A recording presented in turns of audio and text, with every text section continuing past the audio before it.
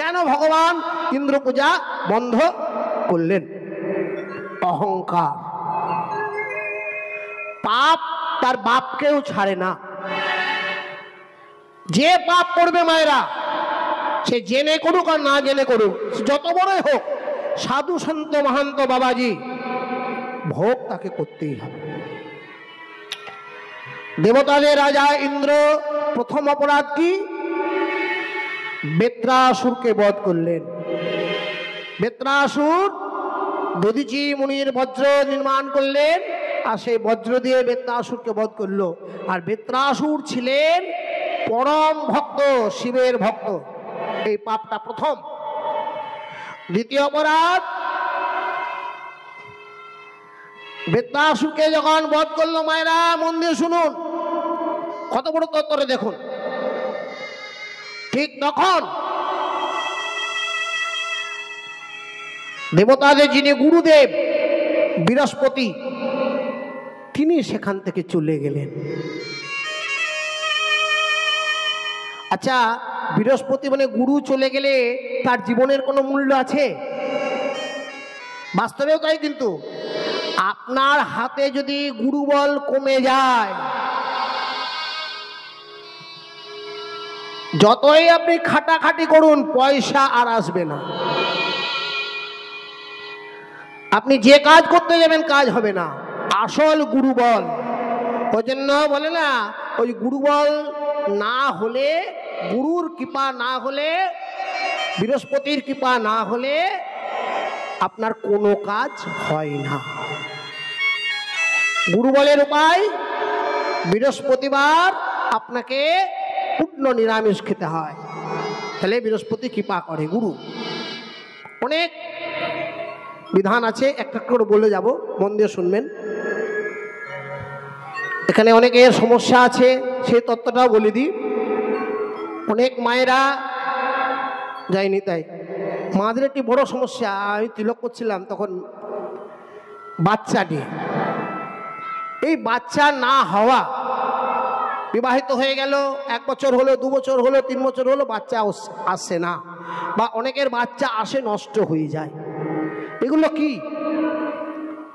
সাধারণ অবস্থায় এগুলো মনে রাখবেন আপনারা, এগুলো কিন্তু একটা পূর্বজন্মের কোনো জায়গায়, এই জন্মে না হোক, পূর্বজন্মের কোনো জায়গায় অপরাধ। যেমন গান্ধারী অপরাধ করেছিল, সেই জন্য তার শতপুত্র নিধন, একটা করে অপরাধ থাকে, সেগুলো খণ্ডন করতে হবে। খণ্ডনের উপায় আমি বলছি না আপনি বড় অ্যাস্ট্রোলজার চলে যান, লাখ লাখ টাকা দিয়ে দেন, ও ব্যবসাতে আমি যাচ্ছি না। আমি আপনাকে কয়েকটা টোটকা বলে দিই। যে মায়েরা সন্তান আসে না, সন্তান আসছে না, অনেক সমস্যা আছে। আমি রাস্তাতেও আমাকে 2-1 বললো, একটু বলবেন, শুনে দিন, তথ্য বলে দিই। কি উপায়? মঙ্গলবার, মায়েরা মঙ্গলবার দিন সন্ধেবেলায় হনুমান মন্দিরে যাবেন, বজরংবলী সংকট মোচন। সেই মন্দিরে ধামা সিঁদুর বলে একটা সিঁদুর পাওয়া যায়। হনুমানকে লাল সিঁদুর দেয় না, কিন্তু দেখবেন তার সিঁদুর আলাদা পাওয়া যায়। বলে হনুমানকে দেবো, দেখবে বললেই দোকানদার আপনাকে দিয়ে দেবে। যদি মনে নাও থাকে আপনার এই ধামা সিঁদুর, কামাখ্যা মন্দিরে যে সিঁদুর দেওয়া হয়, সে একই সিঁদুর। সেই সিঁদুরটা মানে এই সিঁদুরের সঙ্গে একটু হলুদ মিশিয়ে দেওয়া থাকে বলে ধামা সিঁদুর বলে। সেই সিঁদুর হনুমান মন্দিরে নিয়ে গিয়ে বজরংবলী হনুমানকে আরতির সময় ঠাকুরমশাইকে দেবেন, পুজো করে দেবে।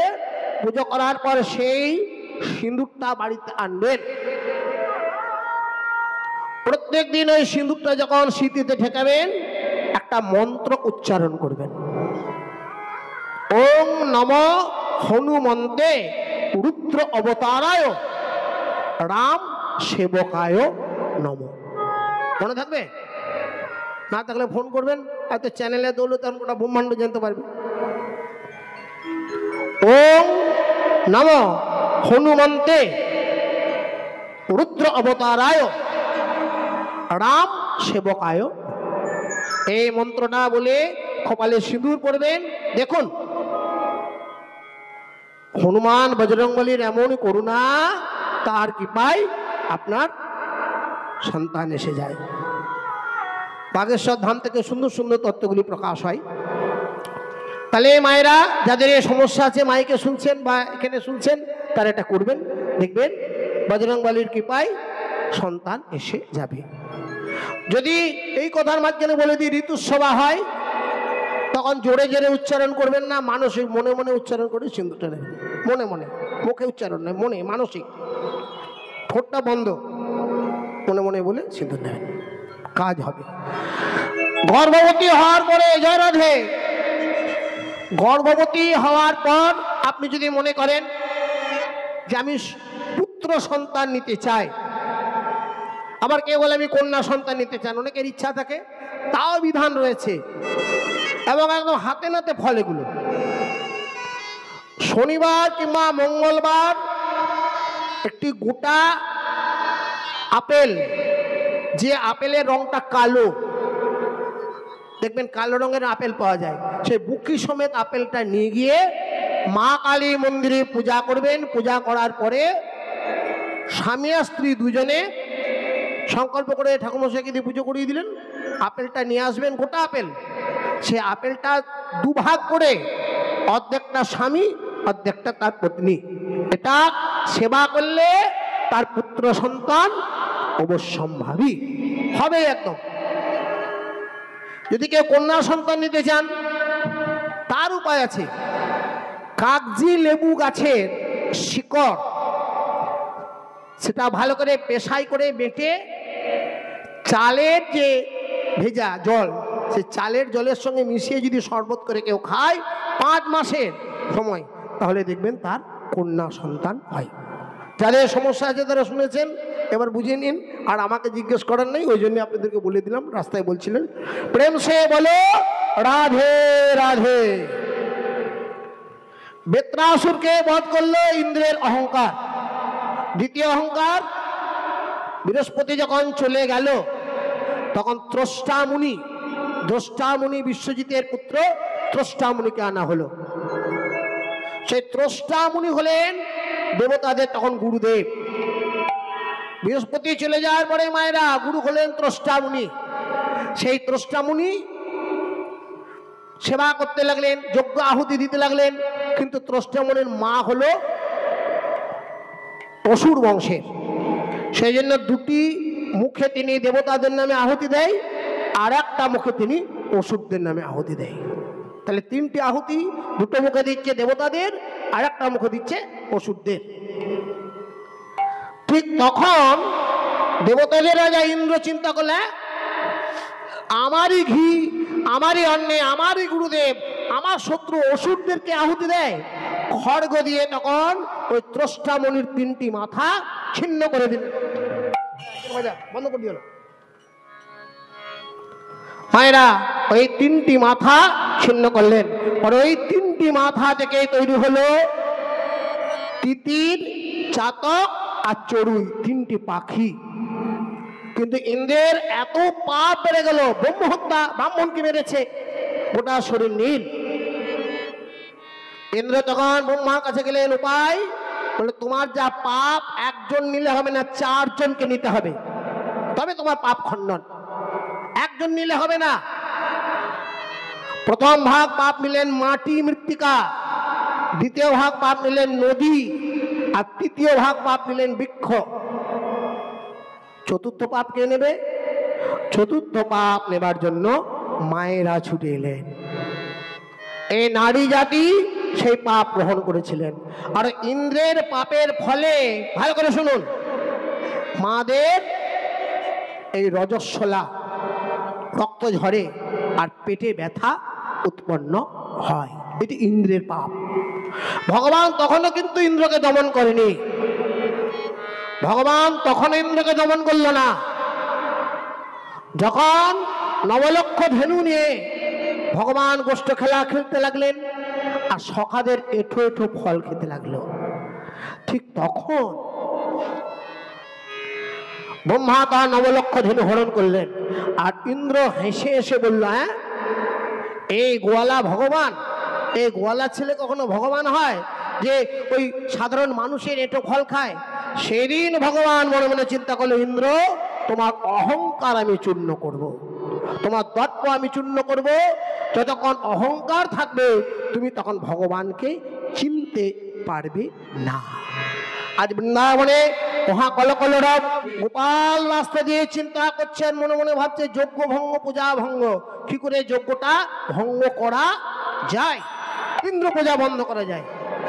এবার গেছে সেখানে, যেই সেখানে গেল পূজার আরম্ভ, মায়েরা পূজার বেদি শুরু হয়েছে, একটা যজ্ঞকুণ্ড, যজ্ঞ বেদি। এবার যজ্ঞ বেদিতে ধরুন সমস্ত মুনি ঋষিরা বসে আছে, কাশ্যপ, গর্গ, ভালো করে শুনুন। এবার যজ্ঞ শুরু হলো। ওম শান্তি, ওম শান্তি, ওম এষং ব্যাসমিদং সর্বং যৎকিঞ্চিৎ জগতো জগৎ তেন জগতেনং ভুঞ্জিকাঙমাগিধং সিদ্ধানাম আত্মানং রথিনং বিদ্ধি শরীরং রথমেবতু। ওং শান্তি, ওং স্বস্তি নো ইন্দ্র, ওং বিদ্ধস্বাহং, ওং অগ্নি দধায়, ওং ইন্দ্রায়। পিতা, যেই না মায়েরা ইন্দ্রের নাম করেছে, যেই ইন্দ্রের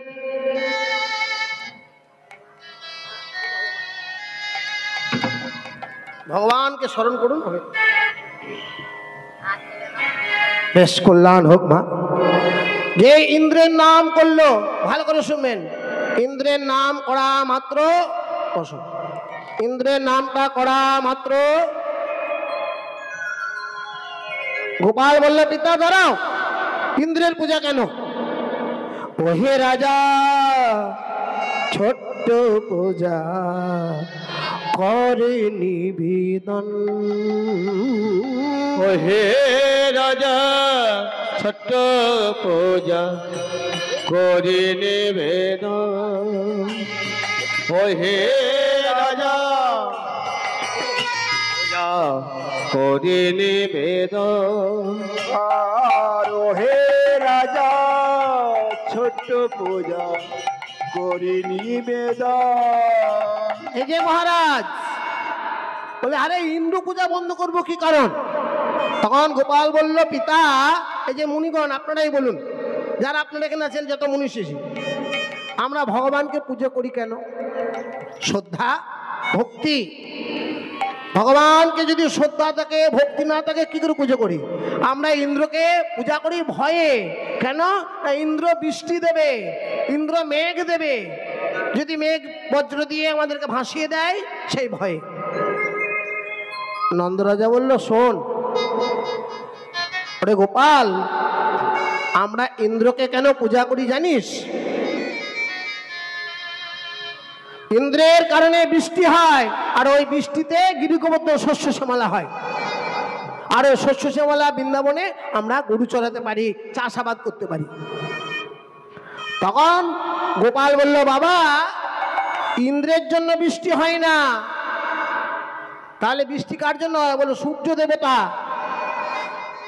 সূর্যের রাশিতে এই জলরাশিকে শুষে নেয়, আর জল যখন আকাশে মেঘ হয়, সেই মেঘ যখন কোনো পাহাড়ে ধাক্কা পায় তখনই বৃষ্টি হয়। গর্গমণি তখন বলল, কাশ্যপ, ছোট্ট গোপাল কিন্তু ভুল কথা বলেনি, ও কিন্তু ঠিকই বলেছে।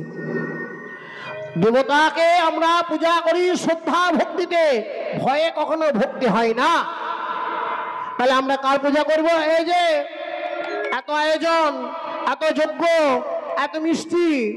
বলে, শোনো রাজা, ওহে রাজা, ছোট্ট পূজা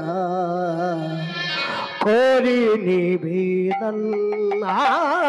ওহে রাজা, ছোট্ট পূজা করি নিবেদন আয় হে রাজা ছোট পূজা করি নিবেদন আয় হে রাজা ছোট পূজা করি নিবেদন ওই গিরি গোবর ধান গিয়া করহ পূজা ওই গিরি গোবর ধনে দিয়া করহ পূজা ও হে রাজা ছোট পূজা করি নিবেদন আয় হে রাজা ছোট পূজা করি নিবেদন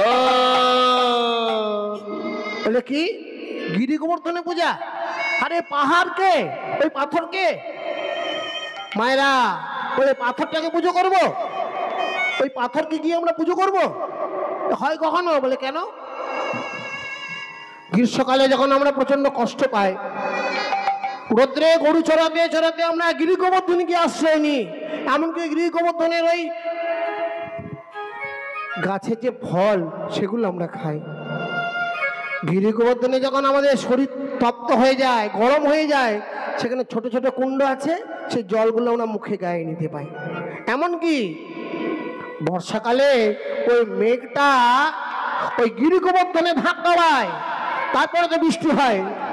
তাই শোনো, তোমরা করো গিয়ে পূজো, আরে করো গিয়ে পূজন গিরি গোবর্ধন করো গিয়ে পূজা। আরে গিরি গোবর্ধন করো গিয়ে ও মায়েরা, সবাই তাহলে গিরি গোবর্ধনে যাবো, পূজা হবে। করে আরাধনা, হরে হরে বল। আরাধনা পোড়াও মনের বাসনা, করে আরাধনা, হরে হরে বল।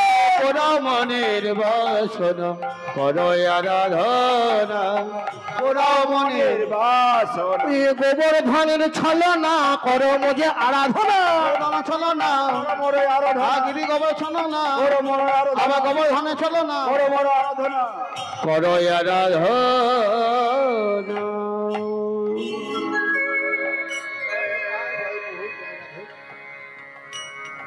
কল্যাণ হোক, কল্যাণ।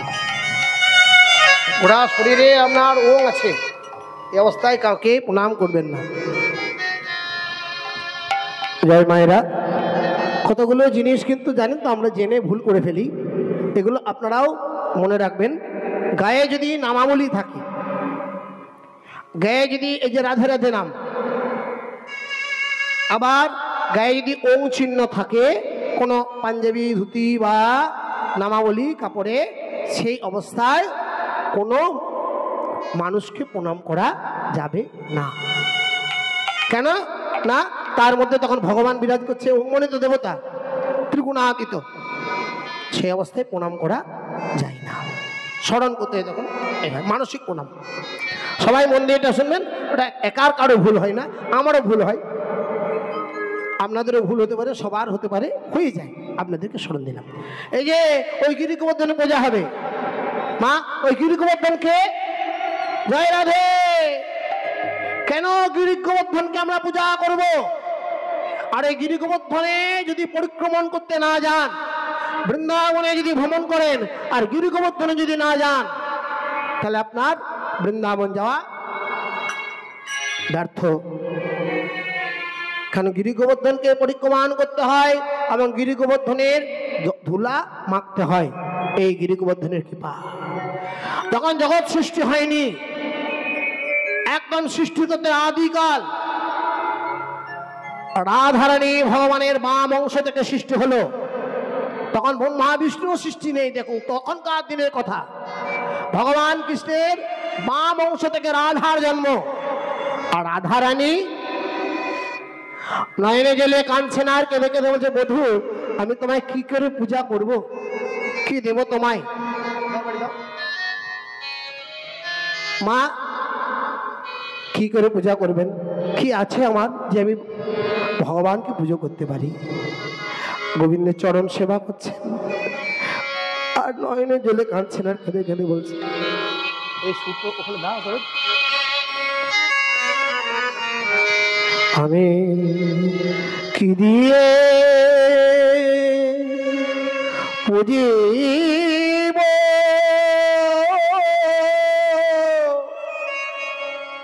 তুষিব তোমারে।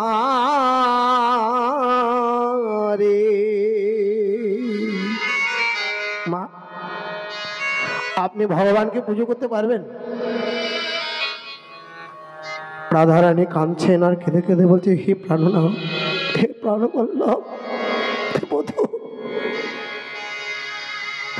আমি কি দিয়ে তোমাকে পূজা করি? আমি কি দিয়ে তোমাকে সেবা করব? আমার ঘরে কি আছে? আমি কি দিয়ে পুজিব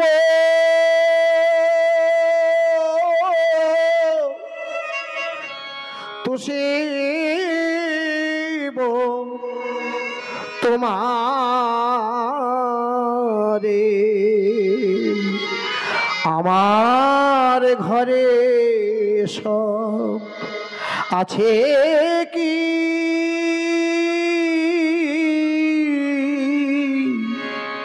আছে দারিদ্র্যের সম্বল, দুঃখে ভরা চোখের জল।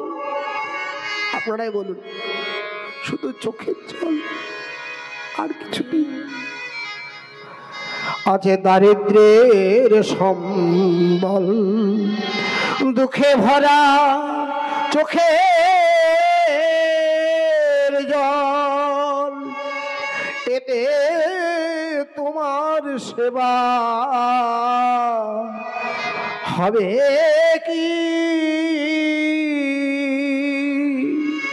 হবে? শুধু চোখের জল দিয়ে আমি তোমার সেবা করতে পারবো? দধি দুগ্ধ ছানা নানা উপাচারে। মায়েরা, একবার অন্তর দিয়ে চিন্তা করুন, ভগবানের সেবা, এটা রাধারানীর কথা শুধু নয়, এটা আমাদেরও কথা। আমরা পারবো পুজো করতে? কি আছে দেবার? দধি দুগ্ধ ছানা নানা উপাচারে, তোমার চরণ পূজা হয় তুলসী চন্দনে। কি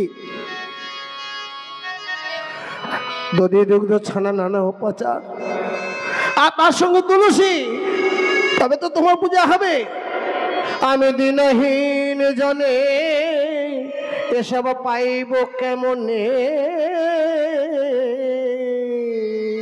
বলো প্রভু, অর্থ বিনা এসব মেলে কি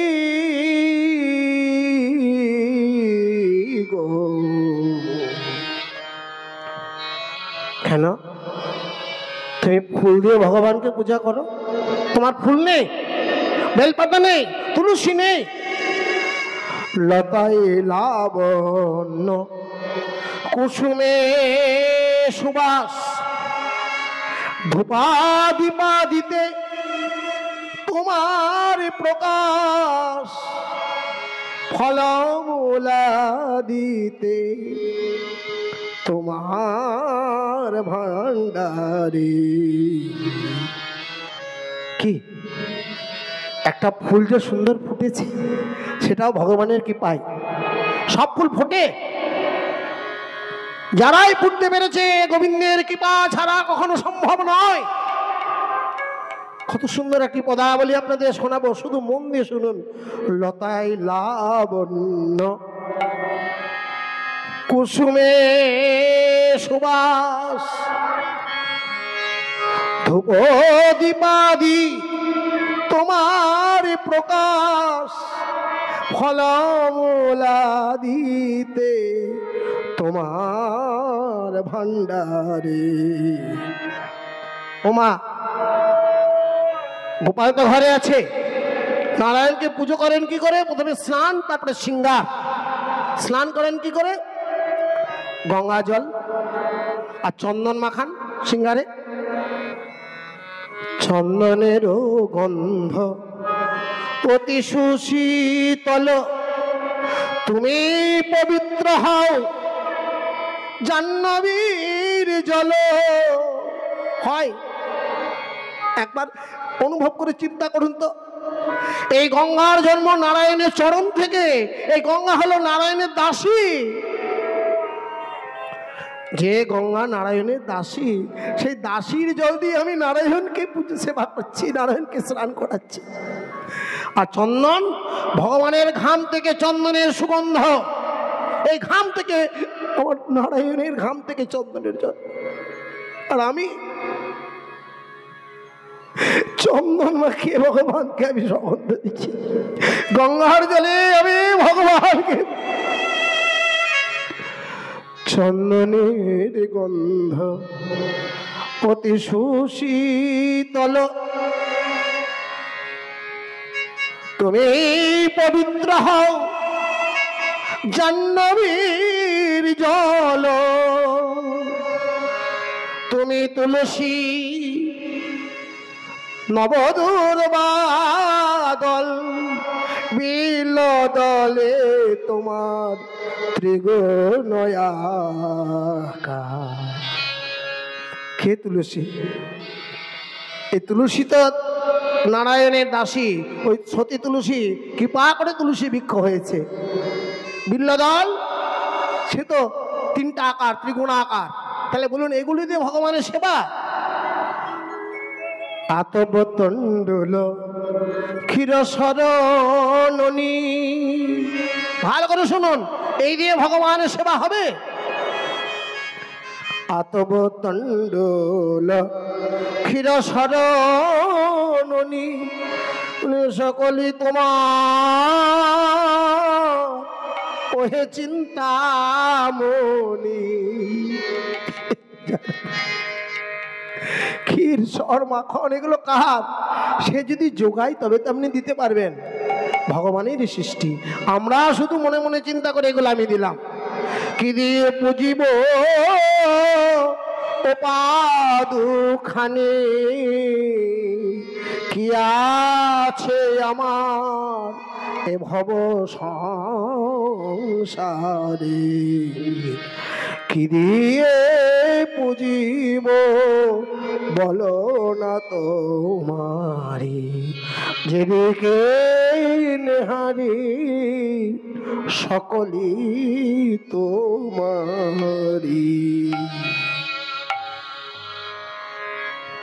রাধারানী এইভাবে গোবিন্দের সেবা করতে করতে চোখের জল, কানতে কানতে চোখের জল পড়ল কোথায়? গোবিন্দের বক্ষে। মায়েরা, রাধারানীর চোখের জল যখন বক্ষের মধ্যে পড়ল, আর রাধার বক্ষে জন্মগ্রহণ করল গিরি গোবর্ধন। প্রেম সে বলো গিরি গোবর্ধন মহারাজ কি। তাহলে মনে থাকবে গিরি গোবর্ধনের জন্ম কোথা থেকে? রাধার বক্ষ থেকে। চোখের জল বুকের মধ্যে পড়ল, সেটা জমতে জমতে একটা গিরি, পাহাড়ে পরিণত হয়ে গেল, যার নাম গিরি গোবর্ধন। রাধারানী গোবিন্দকে বলছে, হে গোবিন্দ, সারা জীবন তোমাকে ভালোবাসলাম, কিন্তু আমার ইচ্ছা আমি তোমার সাথে প্রেম লীলা করতে চাই। আমি বৃন্দাবনে তোমার সাথে প্রেমিক প্রেমিকা সেজে, যেখানে বিচ্ছেদও আছে, যেখানে ভালোবাসাও আছে, সেই প্রেম চাই। গোলকে না আছে বিচ্ছেদ, না আছে বিরহ। বেশ রাধে, যাও, আমি তোমায় কৃপা করলাম, আগত জন্মে আমি রাখাল হয়ে জন্ম নেব, তুমি হবে বিশ্বভানুবালা রাধা রানী। ও মায়েরা, তাহলে গোবিন্দ রাখাল হয়ে জন্ম নেবে বৃন্দাবনে, আর রাধারানী হলো রাজকুলবালা, রাজার মেয়ে। আর গিরি গোবর্ধন তখন কেঁদে কেঁদে বলছে, হে গোবিন্দ, আমি তো রাধার বক্ষ থেকে জন্ম।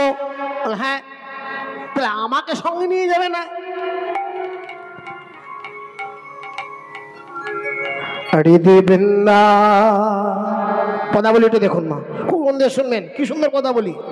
হৃদি বৃন্দা বনে বাস, হৃদি বৃন্দাবনে বাস, হৃদি বৃন্দাবনে বাস, হৃদি বৃন্দাবনে বাস, হৃদি বৃন্দাবনে বাস, হৃদি বৃন্দাবনে বাস।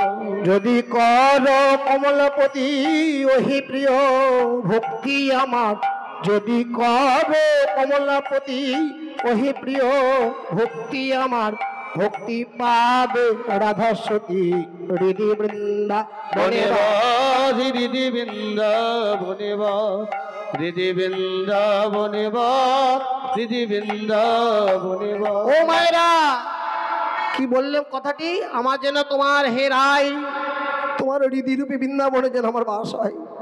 আর যদি কর কমলাপতি ওহে প্রিয় ভক্তি আমার, যদি কেউ আমার বক্ষে ওই গিরি গোবর্ধন পরিক্রমণ করে, ভক্তি পাবে রাধা সতী হৃদি বৃন্দা, মানে আমার বক্ষে যেই যাবে, হে গোবিন্দ এই কৃপা করো তুমি যেন এই ভক্তিটা আমার কাছে যাবে না, আমার বক্ষে পাই পাই পাই পাই করছি, নষ্ট করে দিচ্ছে।